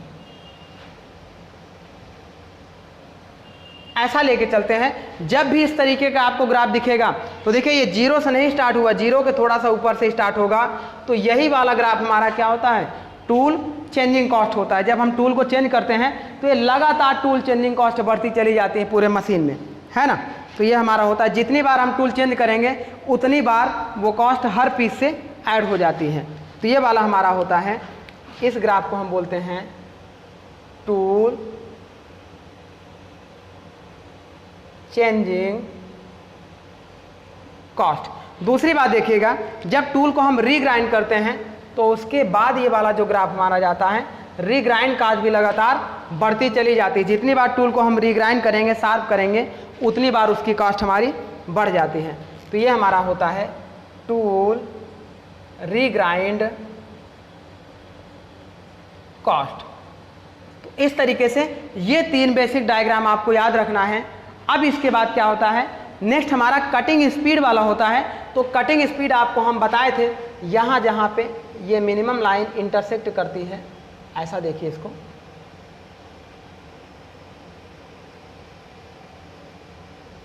मिनिमम लाइन जहाँ पे इंटरसेक्ट करती है वहाँ पे ऐसा डायग्राम बनेगा। तो यही वाला डायग्राम हमारा किसका होता है, मिनिमम कॉस्ट के लिए होता है, मतलब कटिंग स्पीड होता है। यहाँ पर सबसे मिनिमम कॉस्ट हमारी मिलेगी, यहीं पे मिनिमम कॉस्ट हमारी मिलती है। मतलब देखिएगा इतनी कटिंग स्पीड पर कॉस्ट हमारी कितनी रहेगी, इतनी रहेगी। अगर कटिंग स्पीड इतना कर देंगे तो कॉस्ट हमारी क्या हो जाएगी, बढ़ जाएगी। देखिए ये हमारा रिलेशन अगर दिखाई दे रहा है, ऐसा देखिएगा इतनी कटिंग स्पीड पर, यानी कि अगर हम इसे एक मिनिमम मान लें तो कॉस्ट हमारी इतनी रहेगी। लेकिन कटिंग स्पीड कम कर देंगे तो यहाँ देखिए कटिंग स्पीड कम करने पर ये कॉस्ट हमारी बढ़ जाएगी। तो इस तरीके से इधर भी कटिंग स्पीड बढ़ाने पर देखिए कॉस्ट हमारी ये बढ़ जाएगी, ये बढ़ जाएगी, ये बढ़ जाएगी। तो इस तरीके से एक इकोनॉमिक कटिंग स्पीड होती है जो इकोनॉमिक कॉस्ट के लिए यूज की जाती है। अब देखिएगा ये डायग्राम हमारा हो गया, और इस तरीके से एक उल्टा डायग्राम जब बनाते हैं तो वो उसी से रिलेटेड होता है, इसी लाइन पर हमारा जाता है। केवल आप अगर इतना डायग्राम याद रखेंगे तो ये डायग्राम आपका सफिशिएंट होता है, एग्जाम में इसी डायग्राम को पूछा जाता है। लेकिन एक उल्टा डायग्राम इस तरीके से पूछा जाता है, अगर वो हमारा कुछ ऐसा बना हो तो यहाँ पर जो ये डायग्राम इंटरसेक्ट करता है, यहीं पे हमारा क्या होता है, ये मिनिमम कॉस्ट होती है। तो ये यहाँ से टच करके जाता है ऐसा, इसी को हम बोलते हैं मैक्सिमम प्रोडक्शन। ये जो डायग्राम हमारा होता है ये होता है मैक्सिमम प्रोडक्शन। तो इस तरीके से स्टूडेंट ये हमारा डायग्राम कंप्लीट होता है। इस डायग्राम को हम कहते हैं रिलेशन बिटवीन या graphical method between cutting speed, cost and regrind time. अब इसको देखिए एग्जाम में कैसे क्वेश्चन पूछा गया है। एग्जाम में क्वेश्चन ऐसे पूछा जाता है, इसमें अभी कराएंगे भी लेक्चर के बाद, लेकिन देख लीजिए कैसे पूछा जाता है। देखिए यदि ऐसा डायग्राम बना दे, आपको क्वेश्चन दे देगा, ऐसा दे देगा, ये पूरा बना रहेगा, ये ऐसे दे देगा, ये ऐसे दे देगा, और उसके बाद ये डायग्राम और ये डायग्राम बना रहेगा। अब इसमें क्या करेगा, देखिए इसमें ऐसा करेगा, यहाँ पे लिख देगा A B C D E। अब कहेगा दिए गए डायग्राम में D का नाम बताइए, और 4 ऑप्शन दे देगा। ऑप्शन A दे देगा tool changing cost,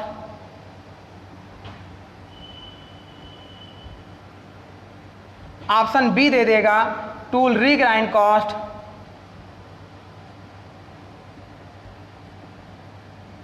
option C दे देगा मशीनिंग कॉस्ट, और ऑप्शन D दे देगा मिनिमम कॉस्ट। यहां लिख दे रहे हैं मिनिमम कॉस्ट। अब ये पूछ रहा है वैल्यू ऑफ, मान लीजिए ये क्वेश्चन दिया है, पूछ रहा है वैल्यू ऑफ D इज, ये क्वेश्चन आपका हो गया। इस तरीके से आया हुआ है क्वेश्चन। तो D इसमें से क्या होगा, तो हम ये जानते हैं जब इस तरीके का इंक्रीज करता है कोई ग्राफ हमारा, तो हमारा किसका होता है, या तो रीग्राइंड का होगा या तो टूल चेंजिंग का होगा। और पहले टूल चेंजिंग कास्ट होती है, फिर बाद में रीग्राइंड होती है। जब D की बात करेगा तो हमारा ऑप्शन हो जाएगा टूल चेंजिंग कॉस्ट। तो इस तरीके से स्टूडेंट ये हमारा कंप्लीट होता है रिलेशन बिटवीन दिस। अब देखिएगा कटिंग फ्लूइड के बारे में थोड़ा सा हम लोग पढ़ लेते हैं कि कटिंग फ्लूइड हमारे क्या होते हैं। चलिए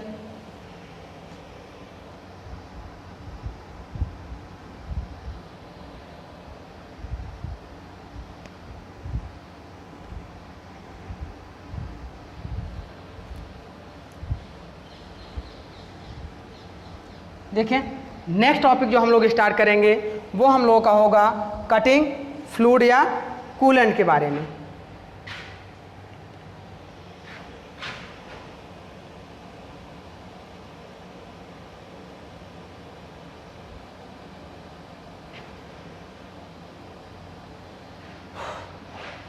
इसी को कहते हैं कूलेंट।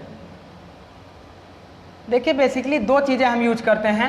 यदि हम बात करेंगे हीट को डिसिपिएट करने के लिए, हीट को कम करने के लिए,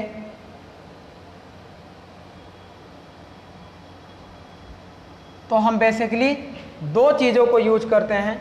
देखिए अगर बहुत ज़्यादा हीट जनरेट हो रही है या बहुत कम हीट जनरेट हो रही है, देखिए जब कटिंग स्पीड बहुत ज़्यादा बढ़ा देते हैं तो हमारी हीट क्या होती है, ज़्यादा जनरेट होती है। उस समय अगर हीट को कम करना होगा या डिसिपिएट करना होगा तो जो हम क्या कर रहे हैं, लुब्रिकेंट का नहीं कूलेंट का यूज करेंगे, है ना, कूलेंट का यूज करेंगे। और अगर हमारी कटिंग स्पीड कम होगी और उसकी हीट को डिसिपिएट करना है तो लुब्रिकेंट का यूज करेंगे। सिंपल सी बात है। तो यहाँ पर हम लिख सकते हैं for high cutting speed, high cutting speed के लिए use coolant for heat dissipation.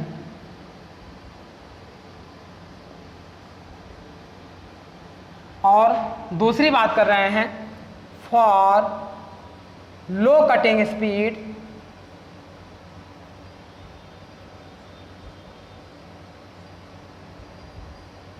Low cutting speed use lubricant for reduce. आप ज़्यादातर लुब्रिकेंट का यूज फ्रिक्शन को रिड्यूस करने के लिए करते हैं, रिड्यूस फ्रैक्शनल फोर्स। तो इस तरीके से हमारा क्या होता है, कूलेंट और लुब्रिकेंट होता है। अब यहाँ हम मेटल कटिंग में किसका यूज करते हैं, कूलेंट का यूज करते हैं, क्योंकि यहाँ पे हमारी हीट बहुत ज़्यादा जनरेट होती है कटिंग स्पीड की वजह से, यहाँ तक कि वो वर्कपीस हमारा अपने मेल्टिंग टेम्परेचर तक पहुँच जाता है, उससे थोड़ा सा बिलो होता है। तो इस तरीके से हम किसका यूज करते हैं, कूलेंट का यूज करते हैं। चलिए अब हम थोड़ी सी इसमें प्रॉपर्टीज के बारे में देख लेते हैं। प्रॉपर्टीज ऑफ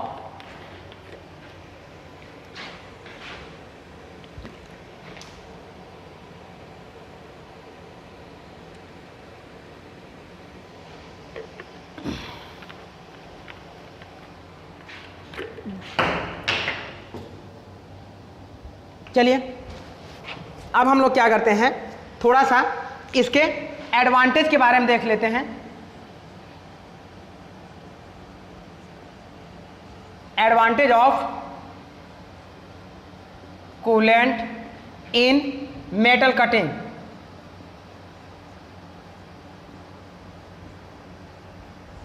मेटल कटिंग में जो हम लोग कूलेंट का यूज करते हैं उसका एडवांटेज क्या होता है,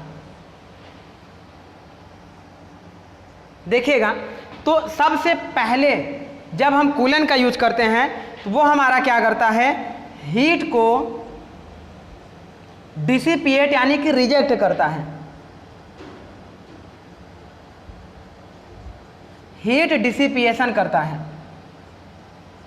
सेकेंड पॉइंट अगर हम बात करें तो वो हमारा फ्रैक्शन को रिड्यूस करता है। थर्ड पॉइंट अगर हम बात करें तो वो हमारा सरफेस फिनिश को इंक्रीज करता है।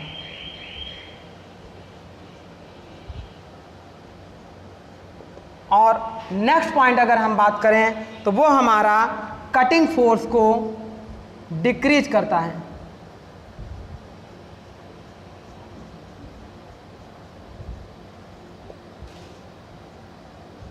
नेक्स्ट पॉइंट अगर हम बात करें तो वो हमारा टूल लाइफ को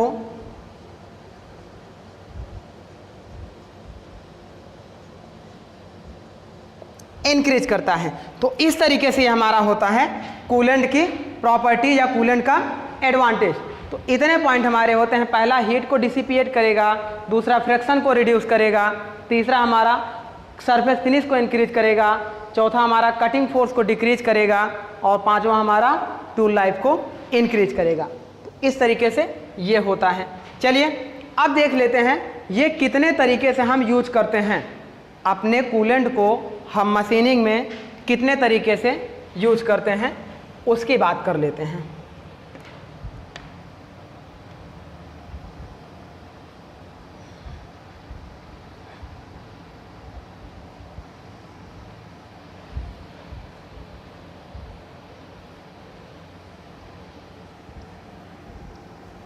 तो नेक्स्ट हेडिंग हमारी हो जाएगी method use for coolant.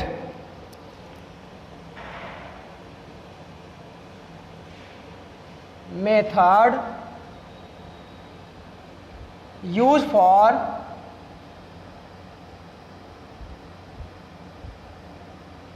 Coolant. Coolant को यूज करने के कितने मेथड होते हैं? तो बेसिकली इसे हम 3 मेथड से यूज करते हैं।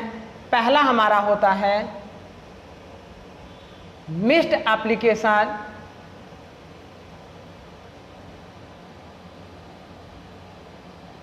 सेकेंड हमारा होता है फ्लोट एप्लीकेशन,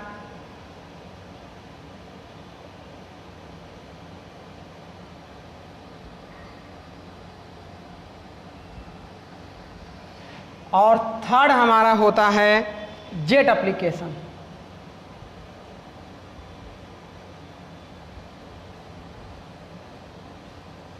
देखें 3 तरीके के मेथड हम कूलेंट का यूज करते हैं, मिक्स्ड एप्लीकेशन, फ्लोट एप्लीकेशन और जेट एप्लीकेशन।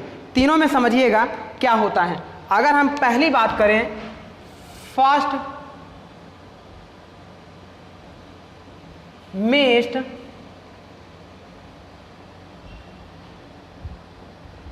एप्लीकेशन की बात करें, यदि हम पहला मिक्स्ड एप्लीकेशन की बात करें तो जो हमारा लिक्विड होता है, सपोज करिए कि ये हमारा हो गया वर्कपीस और ये हमारा हो गया टूल। अब यहाँ पर जो लिक्विड यूज करते हैं इस तरीके से ऐसी नोजल लगाते हैं और यहाँ पर इसे हम गैसियस फॉर्म में, ये हम स्प्रे करके गैसियस फॉर्म में यूज करते हैं। गैसियस फॉर्म में मतलब उसे हम ड्रॉप को गैसियस फॉर्म में ब्रेक कर लेते हैं, उसके बाद इस पर हम इम्पैक्ट कराते हैं, तो जिससे जब वो गैसियस फॉर्म में हो जाता है तो ज़्यादा सरफेस एरिया को कांटेक्ट करता है और बहुत तेज़ी से हीट को रिड्यूस करता है, क्विंचिंग कूल करता है। तो इस तरीके के एप्लीकेशन को हम क्या कहते हैं? मिक्स्ड एप्लीकेशन कहते हैं। तो मिक्स्ड एप्लीकेशन में हमारा क्या होता है? कूलेंट, ऐसे देखिएगा, मिक्स्ड एप्लीकेशन में हमारा होता है coolant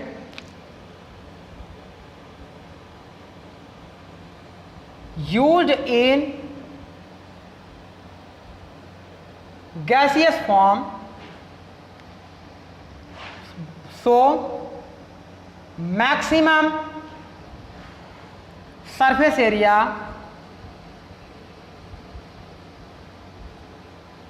cover then heat dissipation rate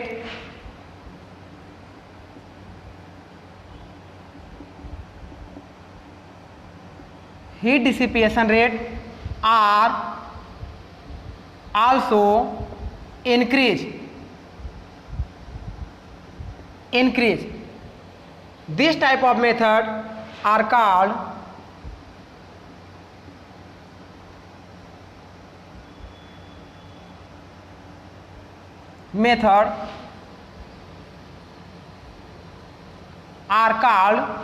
mixed application.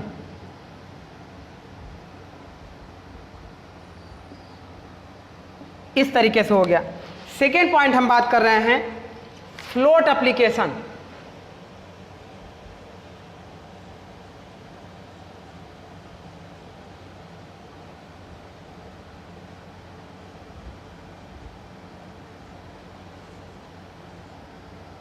देखिए फ्लोट मतलब तैरना होता है।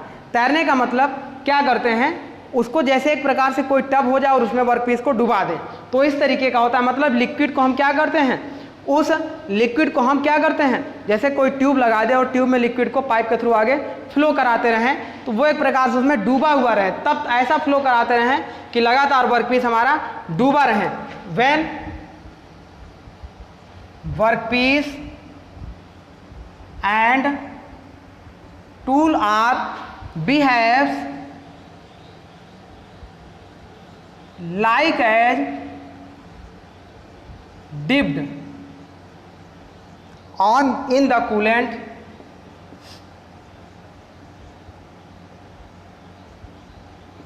it means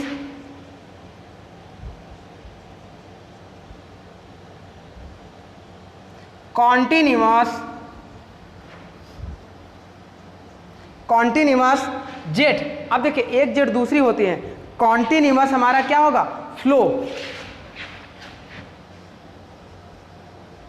maintained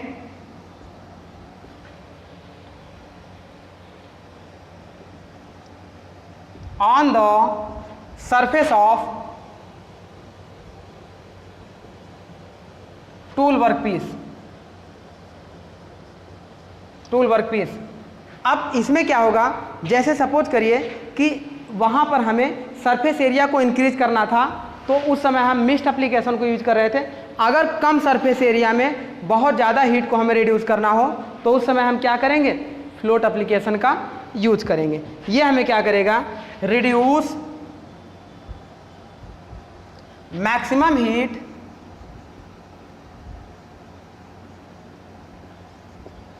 heat with low surface area. इस तरीके के एप्लीकेशन को हम कहते हैं फ्लोट एप्लीकेशन। नेक्स्ट हमारा क्या होता है, जेट एप्लीकेशन। जेट वाला भी देख लीजिए, लास्ट हमारा होता है जेट एप्लीकेशन। थर्ड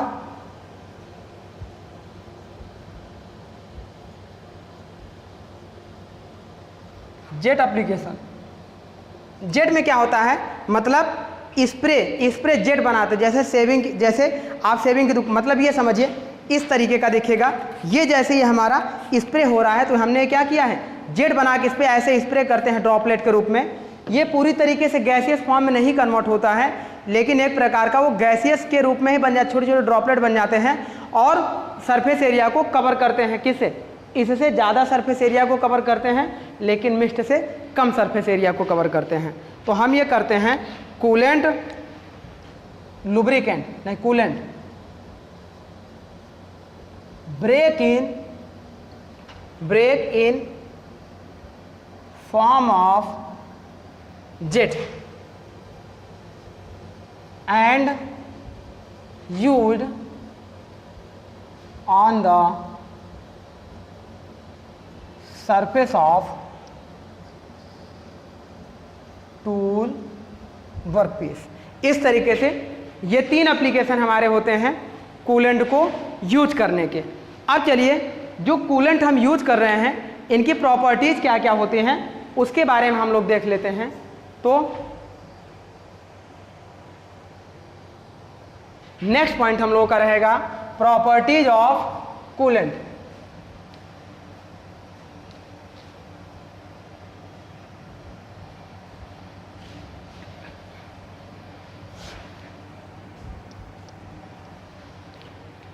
चलिए नेक्स्ट एप्लीकेशन हमारा रहेगा, next point properties of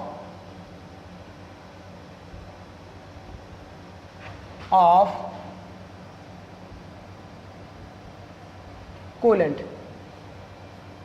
coolant की क्या क्या प्रॉपर्टीज होती हैं, तो सबसे पहले देखिएगा कूलेंट की विस्कोसिटी हमारी कम होनी चाहिए। विस्कोसिटी कम होगी तो उसके बीच का जो फ्रैक्शनल फोर्स होगा यानी विस्कस फोर्स होगा कम लगेगा, जिससे कूलेंट मैक्सिमम सरफेस एरिया को कवर करेगा। तो इस तरीके से उसकी विस्कोसिटी कैसी होनी चाहिए, लो होनी चाहिए। तो पहला पॉइंट हम लिखते हैं लो विस्कोसिटी। सेकेंड पॉइंट देखिएगा अगर कूलेंट के डेंसिटी की बात करेंगे, बहुत ज़्यादा डेंस होगा तो कम सरफेस एरिया को रिड्यूस करेगा और हीट को अपने ही अंदर एब्जॉर्ब करने लगेगा, तो इस तरीके से वो हीट को रिजेक्ट नहीं कर पाएगा एटमॉस्फेयर में। तो उसकी विस्कोसिटी के साथ डेंसिटी भी हमारी क्या होनी चाहिए, लो होनी चाहिए, लो डेंसिटी। नेक्स्ट पॉइंट बात करेंगे, अगर उसके हम फ्लैश पॉइंट और बर्निंग पॉइंट की बात करते हैं या बॉइलिंग पॉइंट की बात करते हैं, तो वो हमारा क्या होना चाहिए, हाई होना चाहिए, हाई फ्लैश पॉइंट और नेक्स्ट हमारा होना चाहिए फ्लैश के साथ साथ उसका जो हमारा बर्निंग पॉइंट होता है वो भी हमारा हाई होना चाहिए, और हाई बॉइलिंग भी हमारा, बॉइलिंग एंड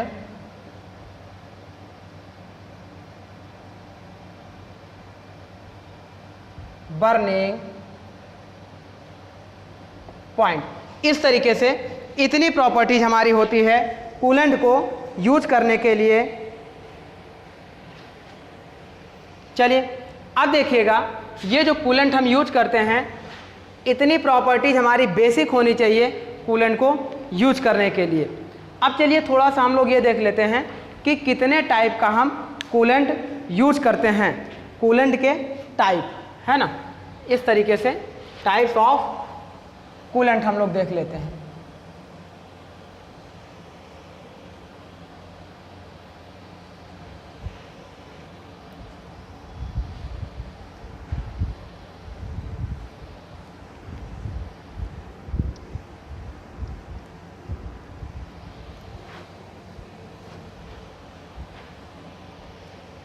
चलिए नेक्स्ट पॉइंट हमारा हो जाएगा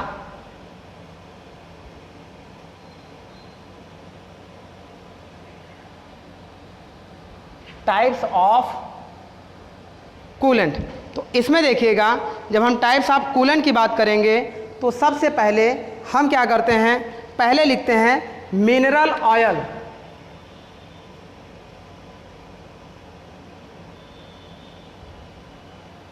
जिसे हम केरोसिन ऑयल के नाम से भी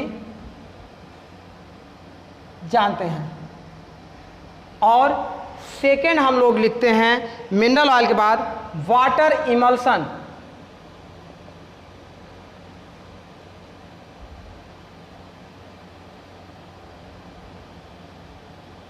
इमल्सन। थर्ड पॉइंट हम लोग लिखते हैं ईपी एडिटिव,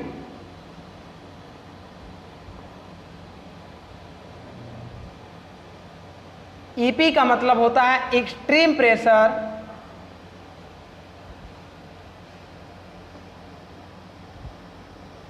एडिटिव।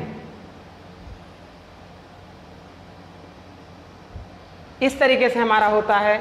और नेक्स्ट पॉइंट हमारा होता है, अब देखिएगा ईपी एडिटिव में जो हम मिलाते हैं वो किस किस चीज़ को मिलाते हैं, तो ईपी में एडिटिव में जो हम लोग मिक्स कराते हैं वो हम मिलाते हैं क्लोरीन कामा सल्फर कामा फास्फोरस। इस तरीके से अब इनको थोड़ा सा हम लोग एक्सट्रीम प्रेशर और ईपी एडिटिव को थोड़ा सा हम लोग स्पीड के अकॉर्डिंग देख लेते हैं। जैसे देखिए, for low speed cutting,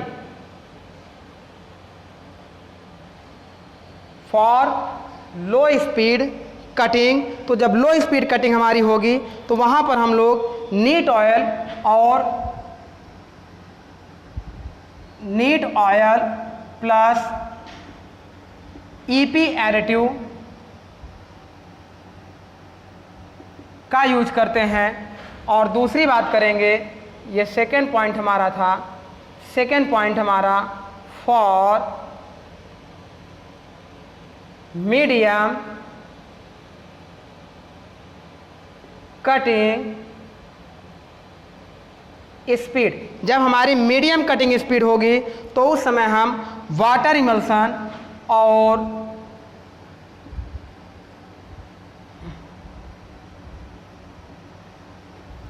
water emulsion plus EP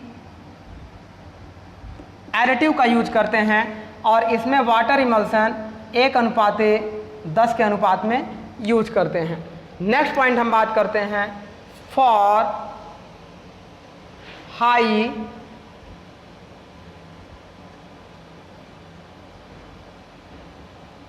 cutting speed. जब हम हाई कटिंग स्पीड की बात करेंगे तो वहां पर वाटर इमल्सन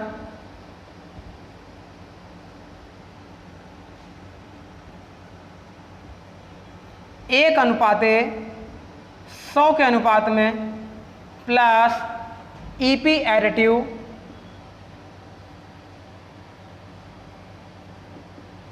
एडिटिव का यूज करते हैं। इस तरीके से देखिएगा, ये हमारा पूरा एक टेबल तैयार होता है वाटर इमल्सन और ईपी एडिटिव।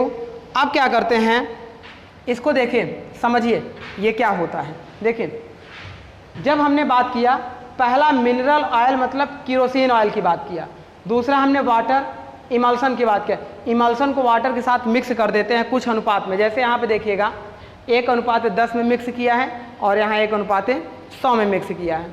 तो इस तरीके से बनता है वाटर इमल्सन।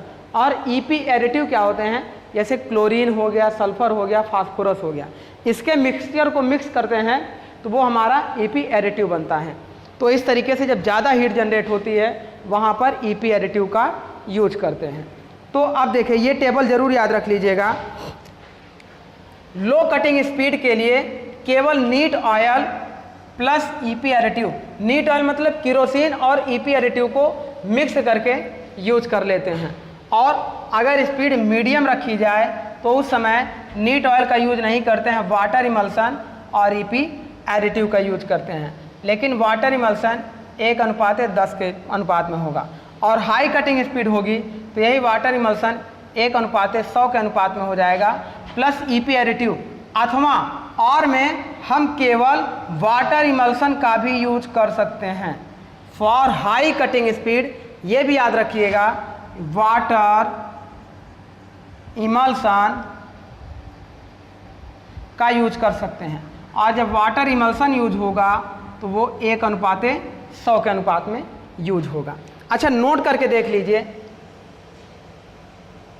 कुछ नोट पॉइंट करके देख लीजिए। जैसे सपोज करिए हम कास्ट आयरन की मशीनिंग कर रहे हों, तो अब आपसे पूछा जाएगा कि कास्ट आयरन की मशीनिंग में निम्न में से कौन सा कूलेंट यूज करेंगे, और 4 ऑप्शन दे देगा, 3 ऑप्शन इसमें से दे देगा, चौथा नन ऑफ दिस करेगा। तो आप जानते हैं कि कास्ट आयरन क्या होता है, सेल्फ लुब्रिकेटेड प्रॉपर्टीज होती हैं। तो हम क्या करते हैं, कास्ट आयरन में लुब्रिकेशन का यूज नहीं करते हैं। तो इस तरीके से हम कर सकते हैं कि for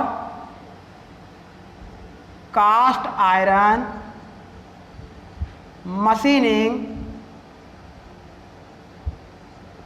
no lubricant no coolant are used.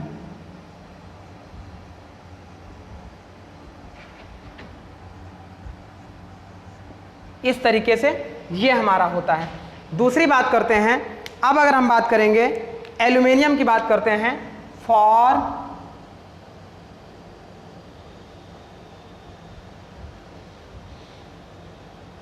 Aluminium.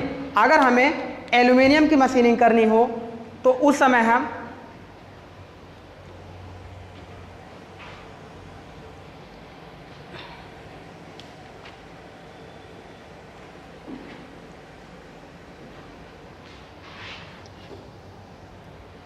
देखिए, एल्यूमिनियम अगर मटेरियल होगा और एल्यूमिनियम की मशीनिंग करनी होगी फॉर एल्यूमिनियम मशीनिंग, तो उस समय हम किसका उपयोग करेंगे। अगर हम देखिए, एल्यूमिनियम क्या होता है, बहुत मतलब कैसा होता है, डक्टाइल मटेरियल होता है। वहाँ पर हम क्या करेंगे, केरोसिन का यूज करेंगे, used kerosene as a coolant. Kerosene का यूज हम करेंगे एज ए कूलेंट। इस तरीके से मटेरियल होते हैं जिनका यूज हम इसमें करते हैं। तो अब देखिए स्टूडेंट, ये हमारा पूरा टॉपिक कंप्लीट होता है। ये किसके लिए था, types of coolant and lubrication. अब हमारा देखिए, अब हमें इससे रिलेटेड ऑब्जेक्टिव क्वेश्चन करेंगे और हमारा लास्ट टॉपिक एक डिस्कस करने के लिए बचा हुआ है मेटल कटिंग का। मेटल कटिंग में सिंगल पॉइंट कटिंग टूल का लास्ट टॉपिक हमारा बचा हुआ है, वो है tool material, tool and workpiece material. तो वो हमारा इम्पॉर्टेंट है, उससे भी क्वेश्चन पूछा जाता है। तो हम पहले इससे रिलेटेड ऑब्जेक्टिव कर लेते हैं और उसके बाद फिर हम अगली क्लास में आपको टूल मटेरियल के बारे में डिस्कस करेंगे। तो चलिए पहले हम इससे रिलेटेड ऑब्जेक्टिव करते हैं।